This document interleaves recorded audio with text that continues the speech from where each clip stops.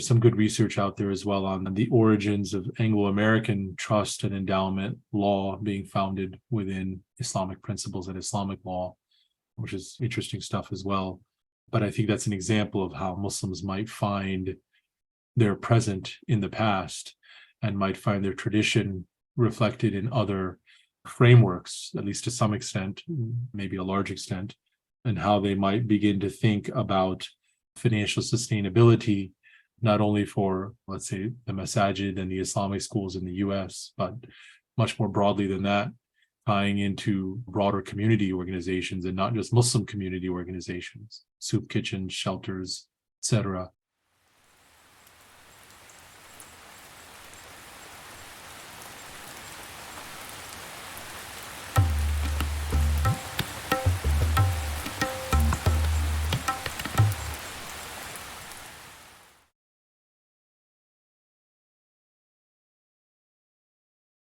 Bismillah ar-Rahman ar-Rahim, Alhamdulillah Rabbil Alameen, wassalatu wassalam ala Sayyidina Muhammad wa ala alihi wa sahbihi ajma'in. I'm really excited for my guest today. My guest is Umar Moghul. Umar is passionate about responsible and impact investing and the potential of partnerships among businesses and investment, philanthropy, and development. For over 20 years, Umar has advised a variety of corporate and finance matters. Much of his work has been on behalf of ethical and responsible sponsors, investors, and business owners who are seeking to create a positive impact. Clients call on him to design socially responsible and environmentally conscious legal and business terms to help create a more participatory and inclusive and more responsible transactions, markets, and economies. Umar's work includes structuring a variety of funds and investment vehicles, private equity, venture capital transactions, a broad array of real estate initiatives, joint ventures, and strategic alliances. He has additionally designed innovative mortgage products, trade finance solutions, and secured and unsecured financings. Umar has represented clients in the energy, healthcare, technology, real estate, transport, and logistics, and business services sectors across North America, Europe, the Middle East, and North Africa, and East Asia. In the aggregate, he has advised on matters worth in excess of $10 billion. His clients have included sponsors, financial institutions, managers, family offices, and other investors, as well as startup and long-standing businesses. Umar is also adjunct faculty at the University of Connecticut School of Law, Michigan State Law School, and Boston Islamic Seminary. He teaches courses in Islamic law, business ethics, Islamic finance and investment, and halal food. He is the author of a book, A Socially Responsible Islamic Finance, Character and the Common Good, which I have right here, and I definitely recommend. And he has spoken at numerous forums. Umar is only licensed to practice law in New York, Texas, and Washington, D.C. So if you're looking for legal services, keep that in mind. Alhamdulillah, mashallah, that's a huge resume and a lot of terms and very interesting fields that you're in. And we'll get to shed some light on about that a little bit soon. So I think for now, Umar, why don't you tell us in your own words, your professional journey, walk us through the work you did, maybe starting with your education or before that, how you got into this field of Islamic finance and ethics. Yeah, sure. Thank you for this opportunity. I'm humbled and grateful. Begin with Bismillah, wa salatu wa salamu ala Rasulillah wa ala alihi wa sahbihi wa man wala. I was pre-med, like many of my peers. I made the switch late. I made the switch late in college, from a bio major to a history major. I really became intrigued by the idea of social change and social revolution in particular.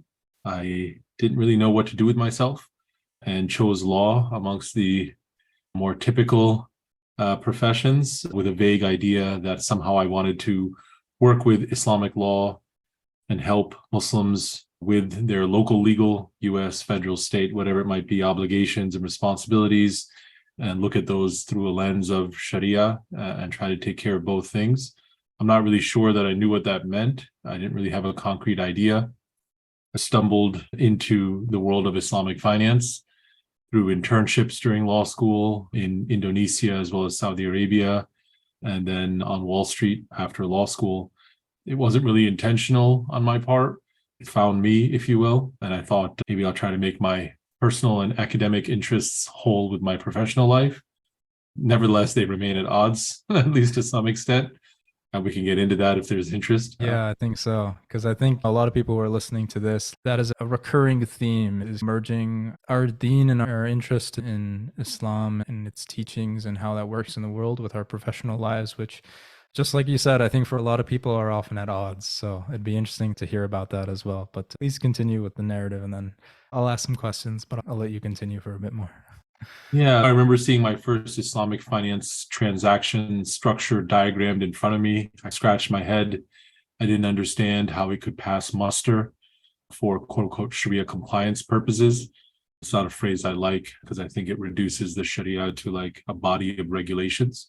And was this at these internships in Indonesia and Saudi Arabia, or was this? Yeah, somewhat there, but more so afterwards, more so after graduation. I think in Indonesia and Saudi Arabia, it was more a conceptual introduction that I was given, but the real detailed behind the scenes look, if you will, was more when I was a full-fledged lawyer. And I remember seeing the transaction diagrammed out in front of me, scratching my head. I went back to my sheikh and told him what I saw. We discussed it for a couple of hours. I gave him my perspectives, he gave me mine. And the end conclusion was this is something problematic. This is something questionable. And ever since then, I've had this push and pull, maybe love-hate relationship with the industry, if you will, because I think like many of its practitioners and stakeholders, I want to see more. I want to see its principles and its intended outcomes come to realization, but I'm not quite sure how that's possible if we're bringing outlooks, maybe I can even say intentions and objectives that cut at or rub against Islamic commercial concepts and principles. Yeah. But yeah, so that's the personal journey, if you will, and how I guess I got to where I was, at least early on in my career. Yeah. So I want to, I guess, backtrack on your education a little bit, because it seems like there's some parts. And you also mentioned that you have a sheikh. I was wondering if you'd be interested in sharing just a bit of the details of the different aspects of your education. You had a law school education. Obviously, you'll have continuing education as you go through work and professional life. But it also seems like you've had some degree of traditional Islamic education and mentorship, at least. So if you're willing, I'm interested in hearing a bit more about that, inshallah, and how that's helped round your perspective and give you the qualifications to be able to do the kind of work that you've been doing. Yeah, I'm not sure that I have a whole lot of qualifications, but I will say that a lot of times law students, others, they contact me, they have an interest in Islamic finance. How do I get into the field? What's necessary, so forth. And I like to tell people that if this is something you're really committed to really look at Islamic jurisprudence, not so much Islamic law, but to try to understand a proper process and framework for decision making, for understanding the application of principles, for understanding their purposes, their rationale, and their application in different contexts. I think that makes for a much more informed and substantive practitioner. My own study. I think in our traditional parlance, we call this usul al-fiqh, this field. That's right. That's right. That's right. That was my area of, and still is really one of the couple of sciences or disciplines of Islamic knowledge that really interest me. In college, it was mostly reading and self-study under the guidance of high-level mentorship. I will say that I made the mistake of not making a sufficient commitment to knowledge and thinking that I can set myself up professionally / financially and then proceed to the studies. But I think that kind of an arrangement is rare and rarely works out. It requires a certain sacrifice and a certain commitment upfront and early on. I've tried to catch up in later years. COVID has afforded me the opportunity to study online. So I've spent a few years now with the Arabic language, studied at As-Salam Institute under Sheikh Muhammad Akram Nadwi, and all under, again, the mentorship of my sheikh, of my teacher. So that's the general trajectory. In my day and age, most of Islamic finance education was on the job. There are now institutes, think tanks, classes at law schools and business schools in the US and overseas, certainly, more so overseas, of course, that enable one to study these things formally and not only as a practitioner learning on the job. But I basically learned on the fly. I think because of the background in Islamic law, certain concepts and ideas came a little bit more easily to me. And I also was able to understand the language in which the scholars that were involved in the transactions or platforms that we were designing. So their input, their feedback, their questions, I could understand them through their language as well. Yeah. Cool. I'm wondering, has having some level of, let's say, traditional commitment, because I know Islamic finance is quite a big field and not everyone necessarily is Muslim in this field because it's about transacting with the Muslim world. Do you find that as a practitioner, and I have a feeling I know what the answer to this question is, but that traditional that you draw from sometimes puts you at odd with practice? And then maybe a follow-up question to that to think about later is, and if you can share any examples, I understand that sometimes you can't speak about certain work that you've done specifically, but if you can share something, maybe also where, when the rubber hits the road and you're actually involved in actual business transactions and real practical business transactions, where maybe the tradition or at least people coming from the tradition need to maybe do more work. And I think there's a big set of questions that could probably take us a while to go through, but at least with the first one, in terms of elaborating on where, and you alluded to this earlier, the tradition sometimes comes at odds with the actual practice of Islamic finance, and we have these problematic terms of Sharia compliance, which, as you said, it implies this kind of idea that Sharia is this, it's like this civil law code. It's like a fixed body of laws or rules that you draw from, as opposed to a very serious set of methodologies and really a broader worldview as well. So I'll let you speak on that. No, I appreciate that very much. I think you're absolutely right. It's a broader worldview. It's a set of intentions. It's a frame of heart and mind that we step forward with. And it's a method, as you've insightfully pointed out. I'm not sure if it's the traditional knowledge or if it's really a set of spiritual principles and ethical guidelines that inform what is the concept of money, what's the purpose of money, what's the purpose of wealth, what's the purpose of a particular business or transaction that I'm doing, and can I get lost in purposes and objectives that, whether I'm aware of them or not consciously, that sort of this profit-driven motive that maybe creates compromises sometimes, that creates this rub with the Sharia, sometimes from the outset, sometimes in the course of a transaction, as maybe a party begins to realize it can get a little bit more from here or from there and begins to place that squeeze, as opposed to always keeping in mind these notions of positive impact, of first and foremost, we should say worship of Allah, and positive environmental and social impact, positive outcomes, the well-being of my counterparties, things of this sort. How do they play a role and come to mind when we're in the course of targeting a business transaction, designing it, documenting it, etc.? Yeah. Are there any examples where, maybe in broad strokes, we don't have to name names, where just highlight for people like an example of transactions where maybe it starts off with a good intent in a good way, but then it starts veering off into kind of more dubious waters, or maybe there are competing forces. Like sometimes there are members of the party who do not have the same necessarily moral or ethical commitments, and that causes some friction. I'm just curious, what are some examples in the world in terms of how this actually plays out?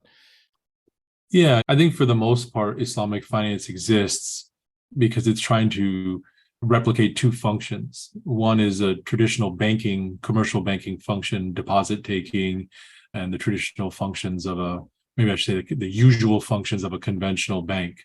Traditional, I guess, in the kind of Western modality of the dominant the financial, Italians, legal, ethical paradigm. And it's certainly not limited to the Western Hemisphere, right? Yeah. That paradigm has spread forth. I don't know the history of it, but through colonization or post-colonization, it's spread across and permeates and pervades Muslim majority regions and jurisdictions. But it's really about that framework that comes to mind or that comes forward at the outset. Oftentimes, a party is trying to create debt or replicate a debt product, and they need to make it equity. But the profile of an equity investment, of an equity transaction, it comes at odds with their commercial aims. Do I want to share risk with my counterparties? Do I want to share reward with my counterparties? Do I want to bring them into an inclusive, participatory relationship of symmetry and mutuality? And I'll give examples.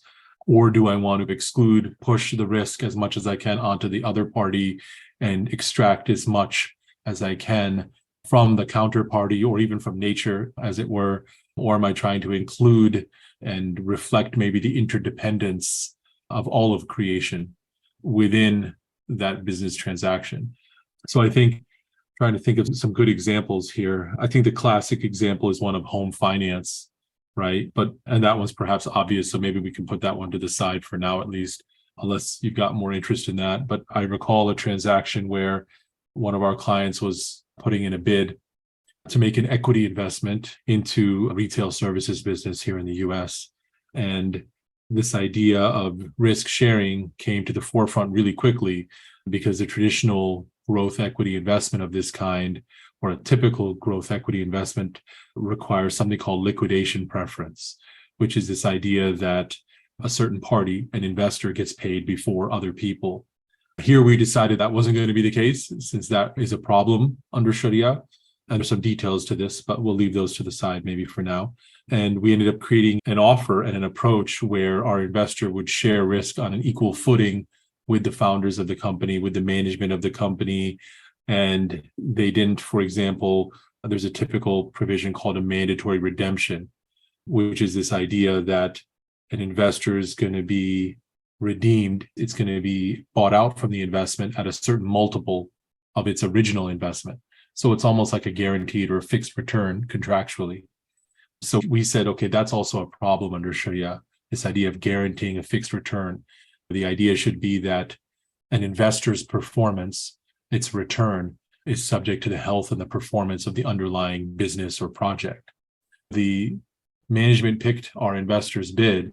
We thought that these things might be too foreign or weird or something, but ultimately they felt that the investor was making a real commitment by saying, we're not taking preferred stock. We're only going to take common stock. We're going to sit side by side. We're going to go up and down, so to speak, with you. You don't have to guarantee a buyout of us except at fair market value. They thought this really reflects a commitment to our business. And this is not just a typical private equity investor coming in to extract as much as it can. And I remember doing these kind of transactions for many years, and I had this vague sense of fairness, that these rules, that these ideas, this is just what's fair. That the prohibition of riba, for example, it's about fairness, it's about justice. And while I think that's very true, it wasn't till I started, I think, studying the world of ESG, or socially responsible investing, and impact investing, that I began to understand, I think, these concepts and these principles in a way that was more specific than I had understood them before. So in an odd kind of twist of events, I felt I had a greater appreciation of the Sharia and of fiqh, of the rules and the laws and the technicalities, the fine print, if you will, that's drawn out from the Sharia by our scholars. That greater appreciation and that greater respect for the scholars' work and for their considerations and their purposes came through looking at other fields that were trying to introduce ethics and goodness, but not necessarily through a explicitly Sharia-based lens or foundation.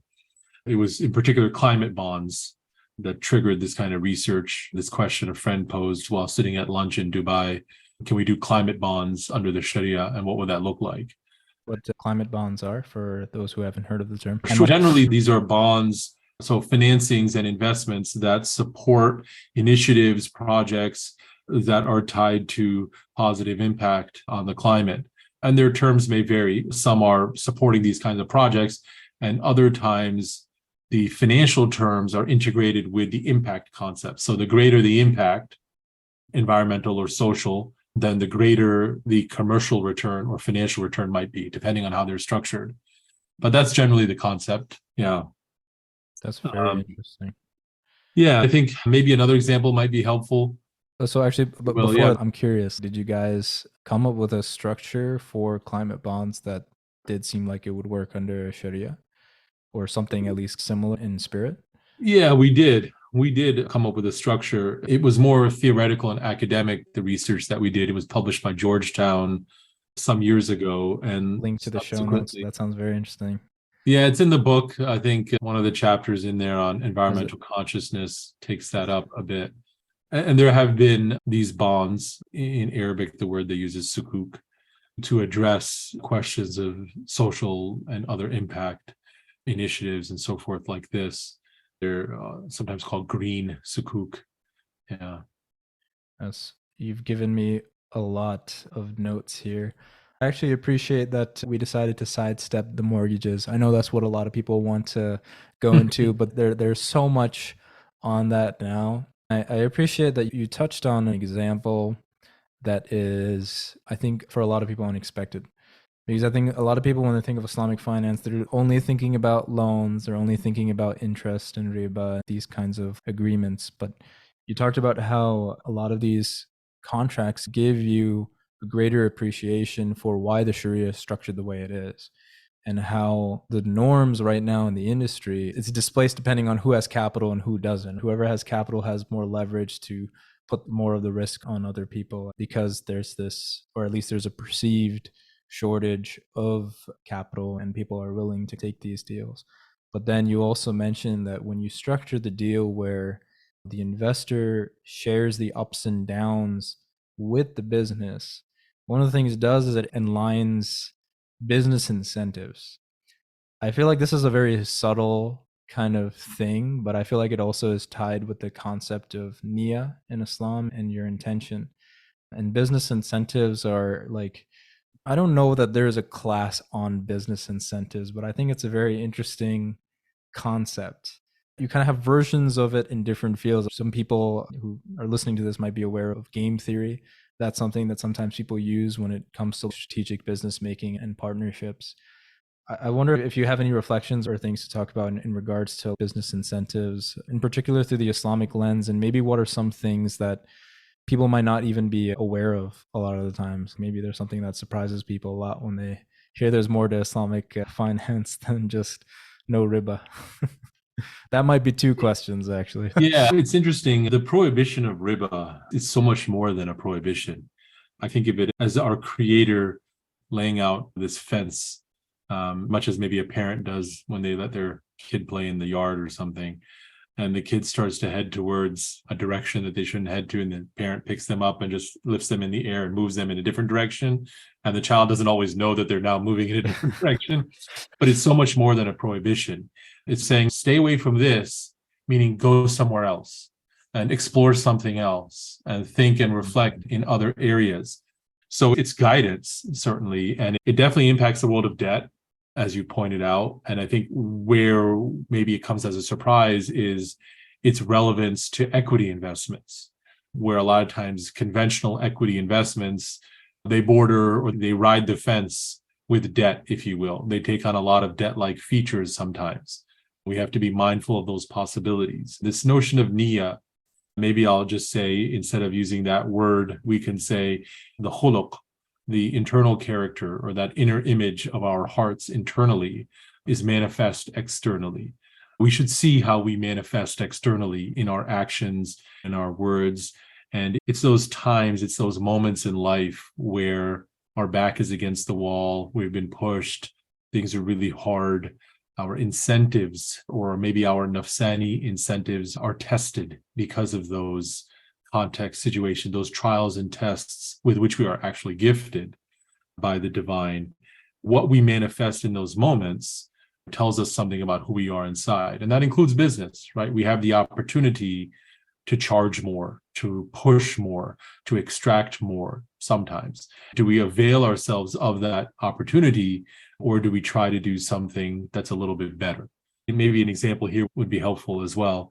I'm working with a group called Threshold Equity Management, which is an arm of Threshold Development Group, which is a real estate developer in the Midwest.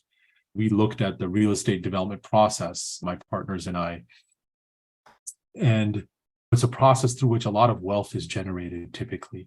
There's a lot of different parties, people, actors that play a role. Investors, a bank, a manager, construction workers, architects, property management, design, etc. So we looked at that process from start to finish, and we said, where are the points where we can reflect this idea of equity sharing, of wealth sharing, and of risk sharing? What we decided to do was to share project equity with our workers and partners to encourage them to develop employee ownership structures within their own organizations so that the grant of equity that we make as a manager or a sponsor of a particular real estate development is then shared further down. So that pyramid, that typical pyramid where the wealth is siphoned up to the top, we've flattened that out or widened it out. So hopefully there's going to be more wealth sharing through that. And we've said, okay, there's a lot of carbon emissions and negative environmental impact that takes place through construction and also operation. On the operational side, for instance, we are intending to use something called passive house certification, which is the latest and greatest technologies to create energy efficient properties. Imagine that a typical building is like a strainer, right? You put the spaghetti in and there's water leaking out from outside, right?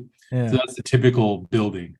Passive house certification transforms a building into a thermos.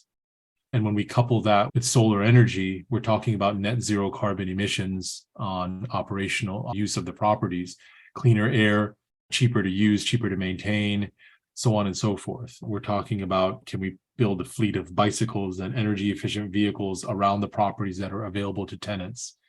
Can we bring in tenants from historically underrepresented communities and initiatives to give voice to, in our small way, these organizations and initiatives?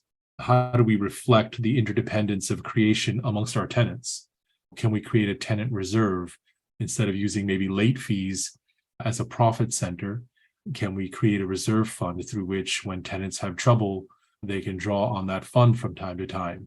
Can we address the isolation and feelings of loneliness that are experienced more and more in American urban multifamily properties, despite the fact that everybody's around you? On the hallway, you've got numerous apartments. There is that sense of separation and isolation that is often expressed.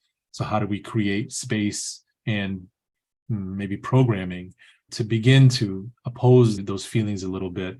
And probably the big one on the prohibition of riba is not using any debt to build these buildings, and not even quote unquote Shari'ah compliant debt, because we're just not comfortable with that in terms of standing before our maker and answering the question that we're all going to have to answer about our time and our wealth, et cetera, and how did we earn it, how did we spend it, and so on.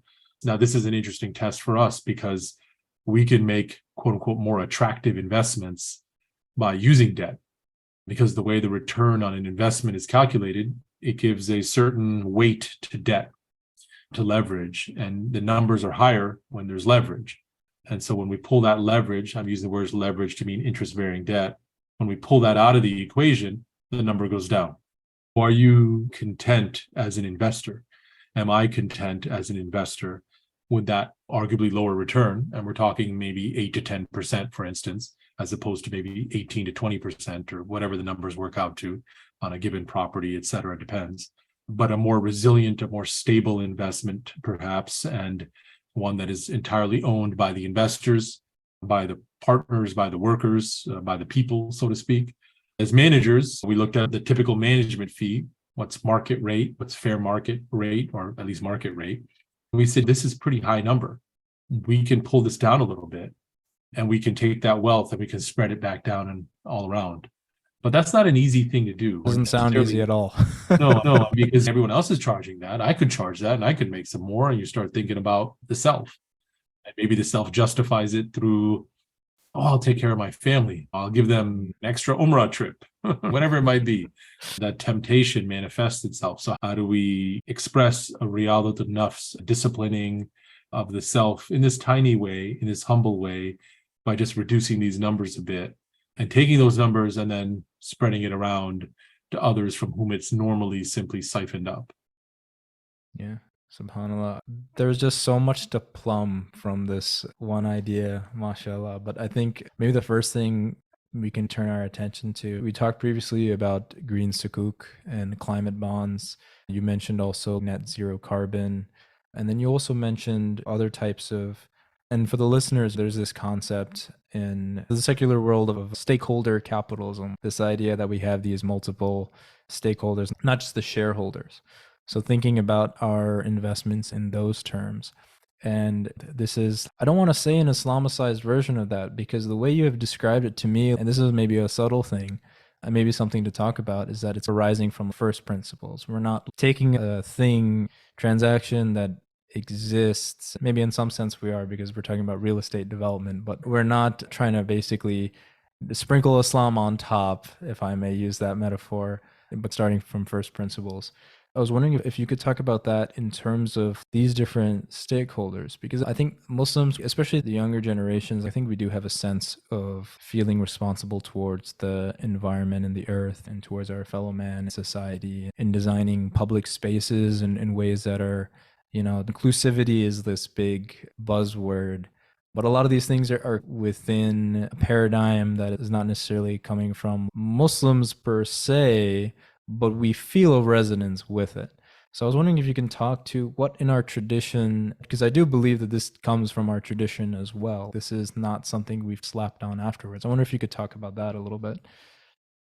Yeah, sure. I appreciate I dumped a lot all at once. We've been sitting inside this world of threshold real estate development for a year now, trying to design this and beta testing it with different leaders, thinkers, Muslim and otherwise.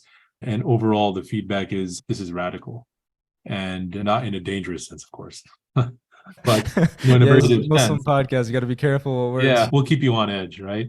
We'll keep you at the edge, I should say. No, I think a lot of times Islamic finance, it's that sprinkling, the word you said. I think a lot of times it's not the sprinkling. A lot of times it's a real concerted effort to start with first principles. And sometimes it plays out okay. Sometimes the problem is we're starting with first principles, but we're also working within a paradigm, not so much of law, but of spirituality, morality, and business culture, where there are certain expectations and limitations, right?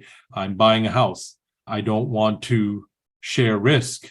No, I do want to share risk with my mortgage company, especially if I'm losing money. But if I make good profit, I don't want to share that. There's that mindset and approach that can come from a Muslim consumer as well. And the party designing that mortgage product, it's aware of that, right? So it has to create a product that speaks to customer demand and feedback and so forth. In this case, you're absolutely right. We start with first principles. We don't want to give into that mentality that evaluates an investment by asking first, what's the return? You'll come across investors, and the first thing that they will ask is, what's the return? They won't ask about management necessarily. They won't ask about management's commitment, the concept, the strategy. They'll go to the return first, and then they'll back into the other questions. We didn't want to start there. We wanted to start with the first principles and not give in. This research that was done on climate bonds, and there's a lot of research out there, even in the English language, about nature and Islam and how nature is countenanced. There are many ahadith and ayat of Quran that talk about different elements and components of nature, as in the worship of Allah, as in the dhikr of Allah. I think these are probably well known, and if not, certainly accessible easily, right? So that's where our concern for the natural environment was drawn from. Not the fact that that concern is also a concern in other frameworks and methods is true, and it resonates, as you said. The foundation, however, and the niyyah, however, is different. The niyyah is one of pleasing our maker and fulfilling what we hope is beloved to him and reaching what we hope is beloved to him. And the prohibition of riba was something where we saw symmetry, we saw mutuality in an investment structure. So we pulled out debt, and that's how we're structuring the investment for potential investors. But we wanted to go beyond that. We wanted to do more than the bare minimum, if you will, and look at employee ownership structures, sharing equity. I think it's unfortunate that Islamic finance is known mostly, I think, amongst its stakeholders with some degree of skepticism and question. Is it Islamic? Where I think Islamic finance would be better off if it were known for giving. Whatever that giving translates to in that particular context might vary. Ties with philanthropy, with waqf, with giving to local community, and trying to develop those partnerships and demonstrate that capital isn't the end. profit isn't the idea. That's shareholder maximization theory, right? That profit for your shareholders is the singular concern and focus and duty of the business or of the board that manages the business. Here, it's that stakeholder concept. And there are so many different stakeholders that the Shari'ah says to take care of in business. Our history is replete with examples of this, of concern for the natural environment, of how we design neighborhoods and buildings and streets to take care of animals, one another, to reflect notions of hayat or modesty, and so on. So all of this we tried very much to look at these principles and design something holistic and broad. I don't know if we've achieved all of that just yet. We still have some challenges, how to manifest some things that we want to manifest, and hopefully we'll do as much as we can. Yeah, inshallah, may Allah give you tawfiq. But you mentioned some historical examples. I was wondering if you can mention any of those, because I think that's of interest to a lot of people, or maybe just history dorks like me, in terms of how Muslims in the past, how we operated when our paradigm was the dominant paradigm, at least in that part of the world that we lived in, and it wasn't subsumed by another one. I'm curious about that, if you have any ones that come to mind immediately. Yeah. Or maybe one or two, but not that many. Well, go ahead, please. Well, so the one that I thought of, I'd learned recently that Mibanistans in Baghdad, when you would stay at the hospital, but when you got released, because it had such an impact on your livelihood to just be away from your work for a few days or a few weeks or something like that, they would actually give you a few dirhams on your way out. I'm studying the healthcare industry right now in my own career, and it's very different. They'll let you out and then they'll bleed you dry later. No, but please go ahead. I'm interested in your examples too. Yeah, I think waqf is probably a worthwhile example. It's a word that's on everybody's lips these days, it seems, going back into history. And there's a lot of work, even in the English language, on the historical development of waqf, of the rules, of the usages, and so forth. These properties, land, and other income-producing assets being placed into trust for a social good. And that social good might be that hospital that you mentioned, the patients in the hospital. It might be some elements of nature. It might be education. It might be research, study, education, scholarship. It might be salaries for those that are in research or in scholarship, particularly Islamic. For the listeners who are not familiar with the term, you can think of waqf. I guess the modern parallel is like an endowment, is what I often hear. Yeah, trust or endowment. I think there's some good research out there as well on the origins of Anglo-American trust and endowment law being founded within Islamic principles and Islamic law, which is interesting stuff as well. But I think that's an example of how Muslims might find their present in the past and might find their tradition reflected in other frameworks, at least to some extent, maybe a large extent, and how they might begin to think about financial sustainability, not only for, let's say, the masajid and the Islamic schools in the US, but much more broadly than that, tying into broader community organizations and not just Muslim community organizations, soup kitchens, shelters, etc., tuition costs, so forth. But this requires giving. This requires giving, and giving requires letting go. It requires sacrifice, right? You can't just magically establish a waqf that generates sufficient income unless there's enough in the waqf and it's managed properly. So at the outset, you've got to have those initial gifts. For a lot of us, that means not getting something that we could otherwise purchase. It may mean trusting in the providence and not having doubts about the provider so that we can give, we can seed these institutions. And these institutions, so much of social well-being that we've already mentioned was funded and supported by these awqaf, and not necessarily this all-pervasive controlling government, benevolent or otherwise, doing all of these things, but so much of this was private sector. And this is why we see this appreciated by those who colonized and their dismantling of the awqaf and placing it into different places and hands and so forth, and rendering these things public or just inoperative, depending on the place and time and so forth. But the fact that the word is on everybody's lips is a good thing. Now we need to put the word in our hearts as well and try to do something. that's bigger than ourselves. So I think that's a great example from history to see how wealth tied to giving, tied to the funding of different functions for the benefit of wide swaths and diverse groups of people. I think also you mentioned it's about giving, and I think you can look at it that way. I think you can also look at it as like this is an investment, but your returns are not material or monetary per se. It's a sadaqah jariyah, which is a topic I try to broach a lot during this podcast, but it's one of those few things that will outlive us even after we die, as a charity that keeps on giving. I actually took Umar's class in Islamic wealth ethics, and I don't remember if this example was shared in class or if I read it somewhere else, but there is a waqf in Saudi Arabia. It's a date farm that was originally planted by one of the Sahaba. It is still in use today. It still gives charity today, like 1400 years. Can you even fathom that? SubhanAllah. But yeah, I think this ties into a little bit of some things you mentioned before that I wanted to bring up. Obviously, the name of this podcast is Building with Barakah.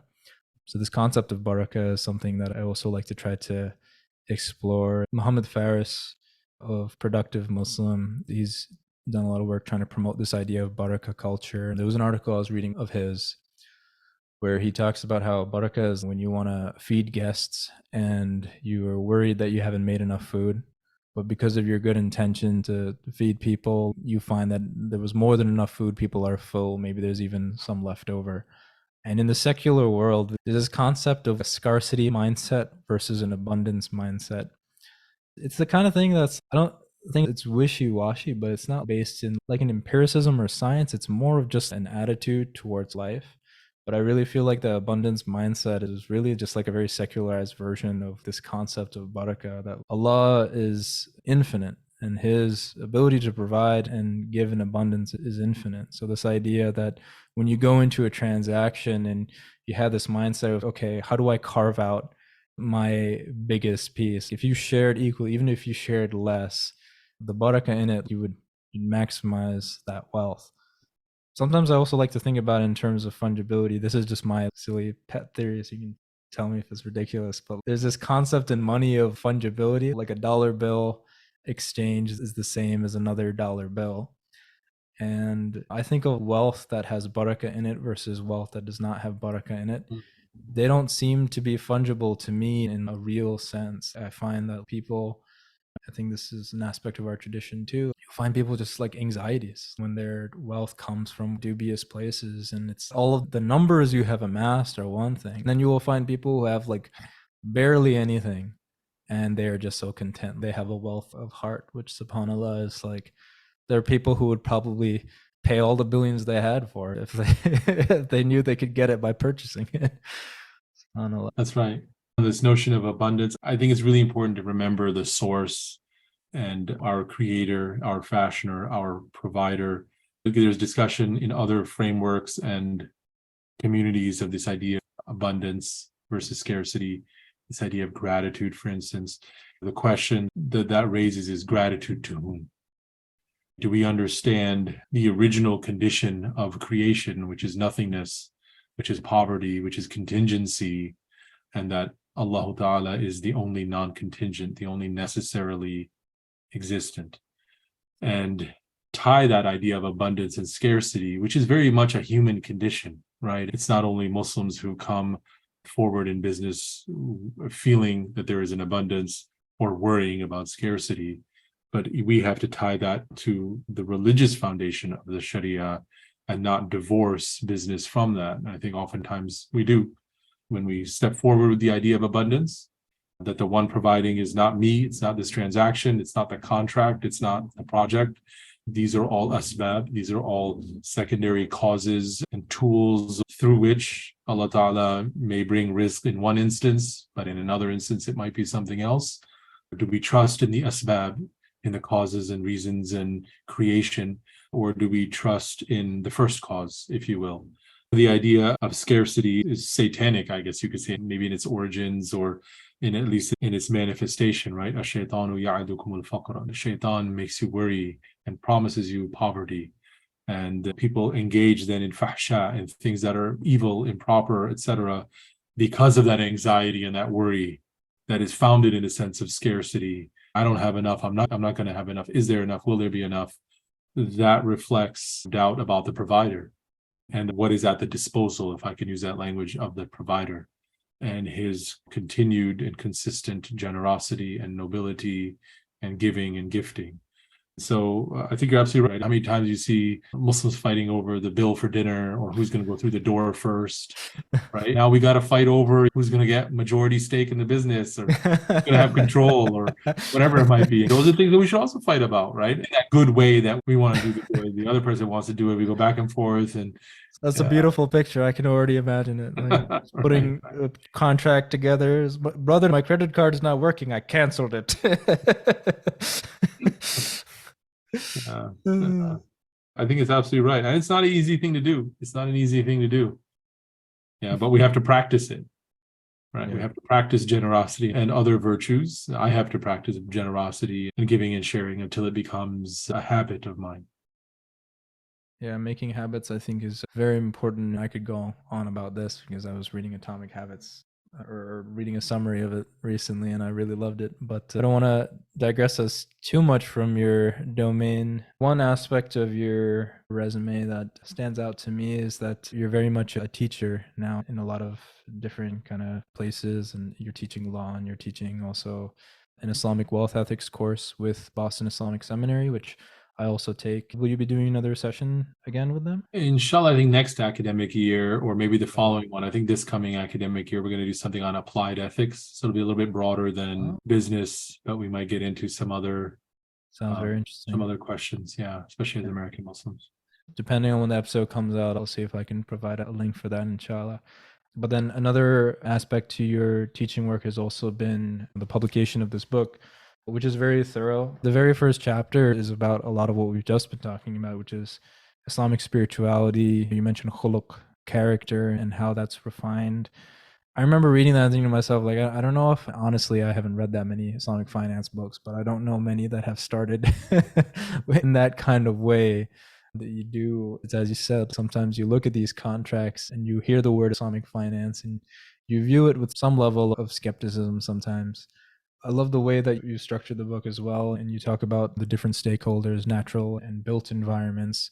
So green environment, but as well as our urban centers and communities, designing contracts mindfully, waqf and philanthropy.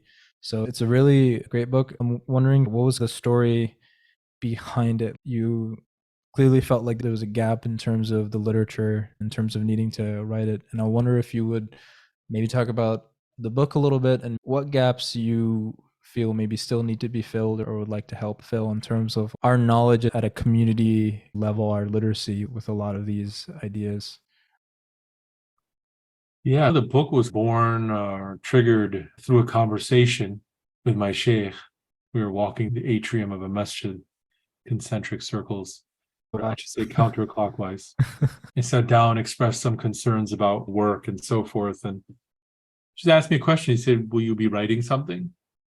And it just planted a seed that sometime later, I felt this kind of question in my mind that why do we Islamic finance practitioners, why is it that we are doing what we're doing? Why is it that I receive numerous calls to create products about which there's going to be question marks? What are the challenges that face Muslims in wealth, Islamic finance, but broader? Because Islamic finance itself is still very small. Despite the attention it gets and the amount we may talk about it, it's still pretty small relative to even the economies of Muslim nations. So it was more about me trying to answer this question for myself. It was me coming to the conclusion that the primary challenge is an ethical or a spiritual one. We manifest externally what we are within.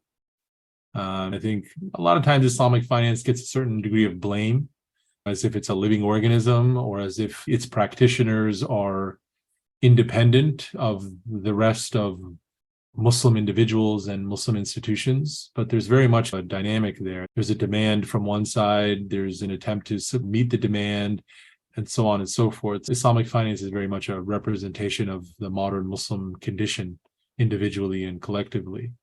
in its strengths and in its weaknesses. And it has strengths. I don't know that we've touched upon too many of them in this chat, but the performance of Islamic banks during the financial crisis, for instance, of 07, 08, is just one example of that.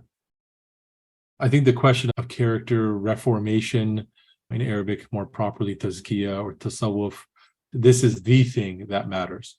Everything else is almost a tool that is used in accordance with that. It's really through the principles and practices of tazkiyah that we come to know our maker, we come to know ourselves, and we come to act by principle and understand where we are and where we need to improve individually and collectively. The opportunities for good are plentiful, and that's one of the many graces of the divine, that there's so many opportunities to do good through wealth and otherwise. I think that tazkiyah challenge, a lifelong one for each of us, a path that everyone should step onto and continue and stay on with dua, is the challenge, is the concern, if you will, amongst all of the different sciences and disciplines and subject matters that are out there. Yeah, subhanAllah. That was beautiful, and I think a really nice closing. But there is, I think, one more question I want to try to get to, because you work in a very niche field, but I think there are many people who similarly have had a journey like yours where they're thinking about Islamic law as it applies to Islamic finance. It's a word that's on everyone's mind, despite being small, as you said. So I wonder, now that we've reached this point where we've had a lot of discussions about the finer points of the work that you've done, and the more we've dipped our toes into this very deep ocean in terms of what is there, and inshallah, I'll have you back on to talk in more detail about some of these topics more specifically. But for those who are younger, they're going through their education process and they're interested in the type of work that you're doing, or they're interested in the field. And you mentioned there's more resources now, but do you have any particular advice that you would tell someone who's maybe looking to walk a similar path to yours? Any advice that you would give them? Yeah, I'm not sure that I would suggest they walk the path. That's advice too. Yeah, no, it is. And there's reasons behind that. But I think for Muslims living in America, my sense of those who have talked to me about this, or those who have raised this question and reached out to me, they want to live a life in accordance with the Shari'ah, and maybe they have an interest in law, or they have an interest in business and wealth or finance. I think that they ought to find what they're passionate about and what they enjoy, and to focus there and develop that work and that expertise, and do that in a way that is pleasing to their maker. The Islamic finance industry or world is very small in the US. If you're talking about finding jobs in this space, it's pretty tough, I think. Again, it's really small in the US, it's really small worldwide. Where do you live, and et cetera? There's a lot of personal questions that impact this decision. But I would say find whatever work that interests you, and to do it with excellence, be it something in business or finance or law or so forth. There are certain segments and aspects of business and finance that are problematic, some more than others under Sharia. So entering this world, you have to have a certain knowledge of fiqh, that you know what's right and wrong, what's permissible and what's not, so that you don't fall into this or that. And it can be very easy in some realms of business and finance for that to happen. But I would push Muslims towards socially responsible endeavors, towards impact investing, towards also not the world of not-for-profits, if you will. Learn their management, learn their governance, bring these tools to these organizations, do it with ihsan, and do it in a way that's beloved to Allah, so that the relationship between Islam and wealth is not confined then to Islamic finance, right? It's Islam and wealth, whatever the word is or whatever the phrase becomes. You touched on educational institutions. I think that's really important as well, for the community to build its own institutions and to have programs, maybe however they're formed, maybe a certificate program or something, where people who are in law, business, not-for-profit, the world, can take classes through Islamic seminaries, gain this knowledge of fiqh, gain this knowledge of Sharia, understand questions of governance and how to design governance, for instance, at a not-for-profit, say an Islamic school, how to advise on the establishment of awqaf, on endowments and trusts, for instance, and more typical questions of business and investing. But having these kind of verticals or these kind of lines of inquiry and education in our own schools that could be combined in some fashion with other professional education, other higher education, I think would be really helpful to the community. That's going to take expertise, right? People who take the time to learn this subject matter and who understand that when education comes or is sourced from sources, means, mechanisms that are not founded in Shari'ah, there are real limits to that knowledge and to its propriety, to its correctness. We have to know the limits of our knowledge. We have to be aware of them and know who to ask when we come upon those limits. And sometimes those limits are outright contradictions and inconsistencies. And sometimes we don't know that, but we're out there pushing our knowledge as the correct thing for the community to do, whether it's because it's the latest knowledge or body or fad, if you will. Other times because it's what we know. So really acknowledging there are things that we don't know and then trying to fill those gaps and then bring that out to the community, I think would be really helpful. But hopefully that's responsive to your question. No, Jazakallah khairan. I think you worded that very beautifully. I have nothing to add. Allah forgive us and accept from us. So I think on that note, I have a tradition on this podcast that I've been playing around with. I'm going to continue it until I find that it's not useful. But I like to give my guests an opportunity to express gratitude towards anyone they feel like expressing gratitude towards in the moment. Our tradition has that saying that he who has not thanked people has not thanked their Lord. So to inculcate that in our listeners and as a reminder to myself first and foremost and to everyone. So I was wondering if you had anyone like that you wanted to take a moment for, and then inshallah we'll close out with a dua. I appreciate that. My mother comes to mind. May Allah bless her. Through her, there was a lot of opportunities for good that did not manifest until later. So there were many seeds that were planted that I thought were for me, but really for others. May Allah elevate her rank. Not to embarrass you or anything, but there was a beautiful dedication, I think, in your book as well, mashallah. So may Allah preserve her and elevate her rank, inshallah. Ya Allah, O the provider, the most merciful, the compassionate, the all-seeing, the all-hearing, put barakah in our rizq, grant us clarity of focus and beneficial knowledge, make us amongst people who are conscious about the way we engage in the world and in business and in all these realms, and to do it with ihsan. Grant us whatever knowledge we are lacking and guide us towards connections, companionship, sohbah, people with knowledge, with good character that help us in turn. O Allah, preserve our mothers and bless them for all that they have done for us, elevate their ranks, and help us honor them in the work that we do so that they are not ashamed of us on the last day when we are all gathered around. O Allah, put barakah in all of our endeavors, put barakah in all the endeavors that Umar and his team are working on, and his partnerships in the work and the teaching that we are all trying to do. Raise our ranking in your eyes, the communities, and help us do things with more ihsan. بسم الله الرحمن الرحيم والعصر إن الإنسان لفي خسر إلا الذين آمنوا وعملوا الصالحات وتواصوا بالحق وتواصوا بالصبر.